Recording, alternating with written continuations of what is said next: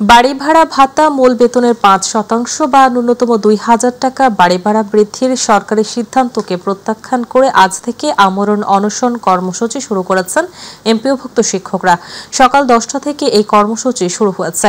একই সঙ্গে দেশের সব বেসরকারি শিক্ষা প্রতিষ্ঠানে চলমান কর্মবিরতি আরও জোরদার করা হচ্ছে বলে জানিয়েছেন তারা।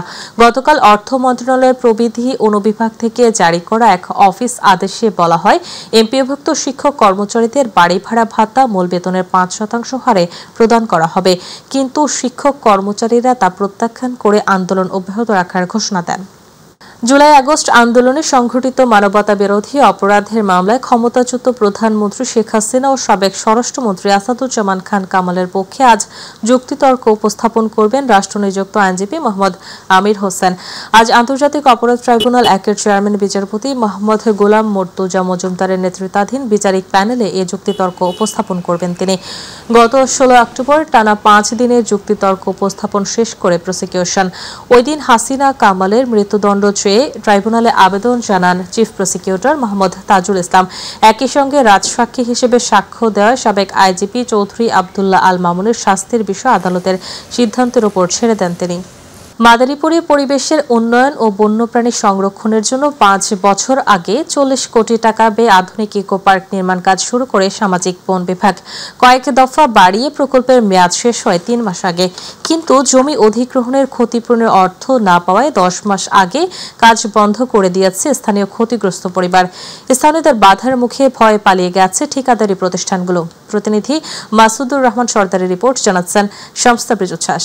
মাদারীপুর জেলাবাসীর বিনোদনের খোরাক জোগাতে আর ২৫০০ বানরকে নিরাপদ আশ্রয় দিতে ৫ বছর আগে চরমুগুড়িয়ায় আধুনিক ইকো পার্ক নির্মাণের উদ্যোগ নেয় সামাজিক বন বিভাগ। কিন্তু প্রকল্পের মেয়াদ শেষ হলেও সম্পন্ন হয়নি নির্মাণ কাজ।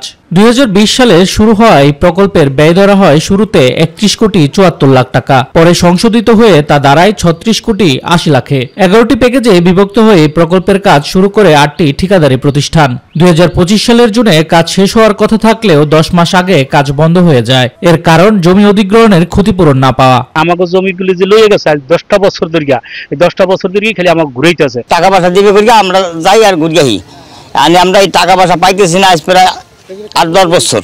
আমার দলিলপত্র সব আছে, আমাকে টাকা আইজ দেয় কাল দেয়, আমার টাকা দেয় নাই। ডিসি অফিসে নেয় আনে ডিসির পর ডিসি বদলাই যায়, আমাকে টাকা পয়সা দেয় নাই। মন্ত্রণালয়ের সিডিটা আইলে আমরা আপনাকে টাকা দেব, এই চাল বাহানা করছে বা আমরা এলাকার মানে ক্ষিপ্ত তাই আমরা এই কাজটা দেখি বন্ধ করি।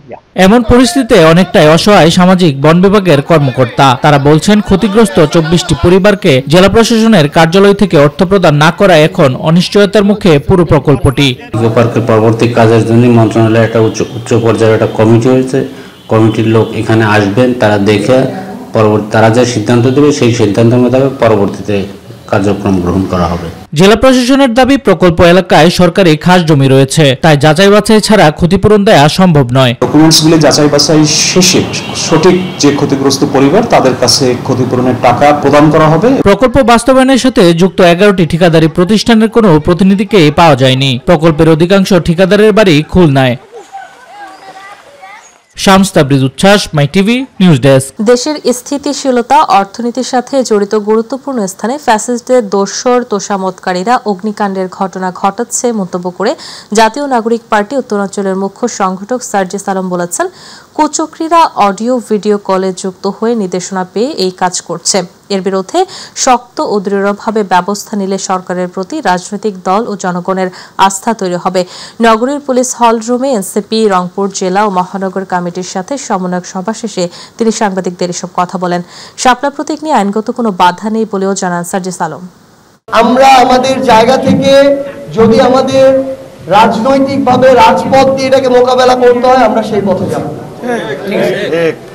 এনসিপি কে আজকেও আমাদের একটা প্রতিনিধি দল এনসিপি নির্বাচন কমিশনে গিয়েছিল, আমরা আজকেও আমাদের লিখিতভাবে কথাগুলো জানিয়ে এসেছি। শাপলা দিতে কোনো আইনগত বাধা নেই। যারা আইনজ্ঞ, আইন নিয়ে গবেষণা করেন, আইন তৈরি করেন, এরকম অনেকের সাথে আমরা বারংবার কথা বলেছি। যদি নির্বাচন কমিশন কোনো প্রভাব দ্বারা প্রভাবিত না হয়, তারা এটি এনসিপি কে দিতে পারে। সো আমরা স্পষ্টভাবে এখনো চাই এবং আমরা বিশ্বাস করি এনসিপি শাপলা প্রতীক নিয়ে আগামী নির্বাচনে অংশগ্রহণ করবে। বাংলাদেশের শতবর্ষী আম গাছ, জাম গাছ, বট গাছের দেখা মিললেও এবার নতুন করে দেখা মিলেছে শতবর্ষী নিম গাছের। দেশের এই প্রথমবারের মতো সাভারে পাওয়া গিয়েছে বটবৃক্ষের আদলে অস্বাভাবিক শতবর্ষী নিম গাছ। 17 ফিট ব্যাসার্ধ এবং প্রায় 2 বিঘা জায়গা জুড়ে বিস্তৃত হয়ে আছে গাছটির ডালপালা। বিস্তারিত দেখুন প্রতিনিধি আসাদুজ্জামান খায়রুলের রিপোর্টে। 17 ফুট ব্যাসার্ধের শতবর্ষী এই বিশাল নিম গাছটি ঘিরে রয়েছে মুখরোচক গল্প কাহিনী। কথিত আছে গাছটিকে আজ পর্যন্ত কেউ কাটতে পারেনি এবং যারা কাটার চেষ্টা করেছে তারাও বিভিন্নভাবে হয়েছে ক্ষতিগ্রস্ত। এমন সব ভৌতিক গল্প কাহিনী রয়েছে স্থানীয়দের মুখে মুখে। বটবৃক্ষের আদলে অস্বাভাবিক আকারের শতবর্ষী নিম গাছটি ডালপালা রয়েছে প্রায় 2 বিঘা জায়গা জুড়ে। গাছটির সন্ধান মিলেছে রাজধানী লাগোয়া সাভার উপজেলার দ্বীপখ্যাত কাউন্দিয়া ইউনিয়নের মাজিরদিয়া গ্রামে। যাদের বয়স এখন প্রায় 100-র কাছাকাছি, তারা বলতেছে আমরা ছোটকালে এরকমই দেখছি। আমি তো দেখছি আমার হয় না 104। কেউ বলছেন 500 বছর, আবার কেউ বলছেন 200 বছর বয়স হয়েছে গাছটির। তবে কেউ বলতে পারছেন না কবে, কখন, কিভাবে লাগানো হয়েছে গাছটি। শুধু এই ওয়ার্ডের বলবো না, এটা কাউন্দিয়া ইউনিয়নবাসীর তথা সাভার উপজেলার বাসীর এটা গৌরব বা এটা একটা ইতিহাস ঐতিহ্যের স্থান পাওয়ার মতো একটা গাছ। গাছটিকে কেন্দ্র করে 1995 সালে নিমতলা কালী মন্দির নামে গড়ে উঠেছে হিন্দু সম্প্রদায়ের একটি মন্দির। এছাড়াও নিয়মিত গাছটির পূজা করেন এই সম্প্রদায়। পূজার সময় মানে অনেক কিছু করে এটাতে। গবেষকরা বলছেন বটবৃক্ষের আদলে এত বড় নিম গাছ দেশের কোথাও এর আগে দেখা যায়নি। সরকারি উদ্যোগে গাছটিকে গিনিস বুক অফ ওয়ার্ল্ডে স্থান দেয়া সম্ভব। যদি প্রকৃতি জানা যায় যে হ্যাঁ এই গাছের বয়স কয়েক শত বছর, তাহলে অবশ্যই যে গিনেস বুক অফ ওয়ার্ল্ডে এর নাম খোদাই করা থাকবে। রাজধানী লাগোয়া সাভার উপজেলার দ্বীপখ্যাত কাউন্দিয়া ইউনিয়নে অবস্থিত এই শতবর্ষী নিম গাছটি, যে নিম গাছটিকে ঘিরে তৈরি হয়েছে হিন্দু সম্প্রদায়ের উপাসনালয়। আর সাভার উপজেলা কৃষি কর্মকর্তার তথ্য মতে নিম গাছটি 16 ফিট ব্যাসার্ধ এবং 3 বিঘা জায়গা জুড়ে অবস্থান করছে।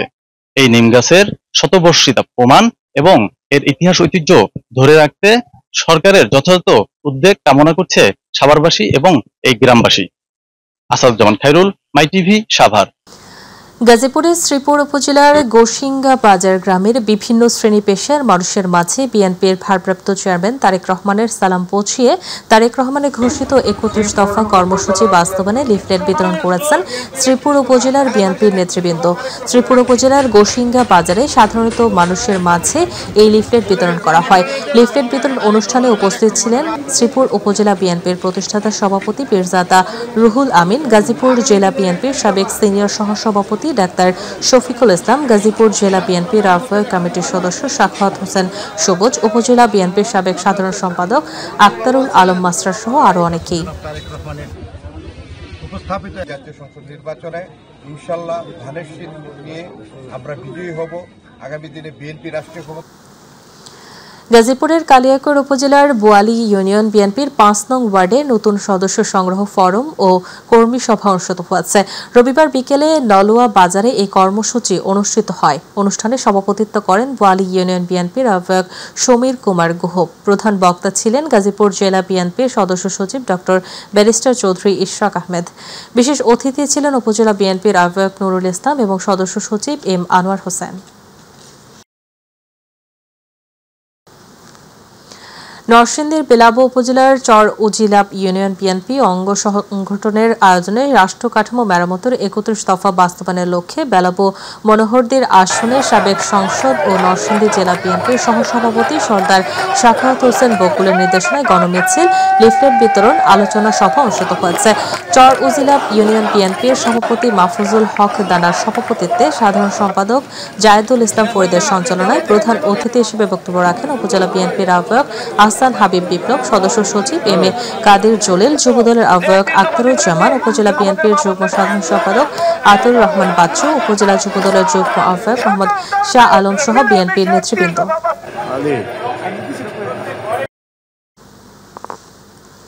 দিনাজপুরের ফুলবাড়িতে জাতীয়তাবাদী যুবদলের মতবিনিময় সভা অনুষ্ঠিত হয়েছে।